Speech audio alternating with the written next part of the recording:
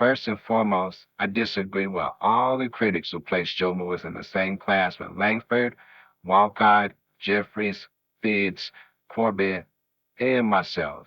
I do not propose to make the statement that Lewis is not a great fighter, for that would not be doing justice to Joe.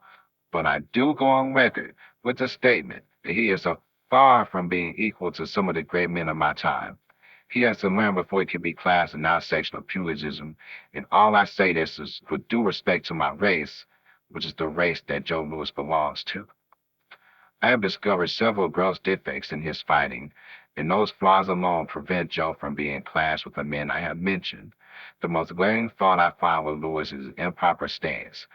Where in the world did he learn that stance? If Joe stands correctly when he boxes, then I know nothing about the sport and have wasted much valuable time as a teacher of boxing. If Joe is right in his stance, then I was wrong all my career, and those who thought I was a great fighter were sadly mistaken. Every time I enter the ring bookshop, I can't help but admire the stance of Corbett, the most perfect stance in boxing, the stance which several other great men of his period used. Why always worry about the stance of a fighter, Lewis in particular? Let me tell you first, a fighter must be perfectly balanced in order to hit correctly. A man can't possibly be in position to hit and be perfectly balanced on his feet if he stands the way that Joe Louis does. A fighter must punch along the line of his left foot. He must plant that foot out in front of him, aiming at the man who is facing him. If we of the old school missed the left lead, and I assure you that happened so seldom it was a rarity, then we were always in proper position to follow up our miss with the right-hander and still retain our balance. Thus the full force of our punch hit the mark, and we didn't fall to one side or fall short in our blow. I have watched Joe Louis in action on several occasions, and I have repeatedly seen him thrown off balance after missing a punch. I saw Max Burnley on one on his chin on just such an occasion, and I saw Nanny Brown do the same. If Joe Louis were taught to stay as Corbett and other men of the marketabilious boxers do, then such would never happen to him. I had perfect balance in my prime. I could stand in one spot and avoid punches hurled at me, and at the same time hit the mark as often as I aimed for because I had perfect balance. If I missed with my left, my right was sure to crash against my opponent's jaw or body without losing me stride. If Joe Louis had been taught to stand properly, then with his deadly punch, there would be no reason in the world for him not to be a one-punch knockout artist. Look over his record and you will find that in most of his contests, either the referee has been compelled to stop the fight, or else Joe's opponents have been scared stiff so badly that they called a halt before the knockout could be delivered. Thus, Joe knocks them all down, but why won't they stay down? The bomber is a terrific puncher, and therefore it should not be necessary for him to carry his opponents for more than a round or two.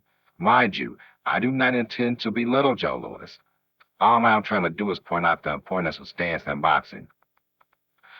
Jimmy Braddock is plenty tough. Candidly, I believe that those who are belittling Jimmy Braddock will find Braddock a far tougher problem for Joe Louis to solve than any fight that the Detroit has met to date.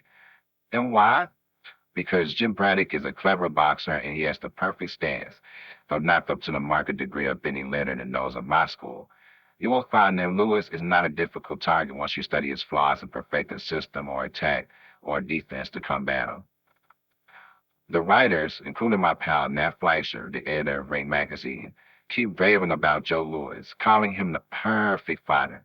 I have asked the editor of this publication to point out to me wherein he finds the brown bomber the perfect fighter, and against every argument he has given me, I have found an answer, which in my opinion is sufficient enough to where other people will see Louis in the light that I see him. I have seen every fighter I know in the last 45 years, and I dare say that I could pick out at least 2 dozen in my time that not only would have whipped Joe Louis, but would have knocked him out.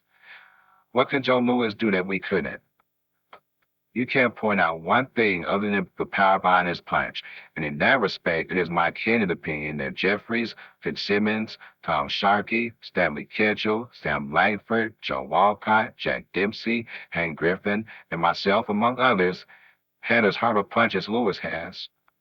And when you come to talk about real greatness, and by that I mean all-around ability, wherein does Joe Louis fit with such great little men as Joe Gans, George Dixon, as little as they were? You must remember that the term greatness is a term that is used too commonly. Taken for its true value, greatness signifies everything that one must consider in depicting a fighter as possessing science, hitting power, agility, skill, and whatnot. That goes to make up greatness. Has Joe Louis got all of these qualifications? I dare say no, for his greatness rests wholly in his punch. Joe Walcott, in my opinion, was the greatest fighter I've ever seen. He had everything that I have named above. Consider his record, and show me a man in any division who can compare to Little Joe. He whipped the best men in the lightweight division, the welters, the middleweights, light heavyweights, and even the heavyweights of his day. Yet compare his weight to that of Joe Louis of today and mark the vast difference. Now, you have my analysis of Joe Louis's greatness. I suppose many people in my race will condemn me of either being jealous or ungrateful, but I want to assure them and my army of white friends that this article is not a knock at Lewis, nor is it rated for any purpose than to prove the value of proper stance in boxing.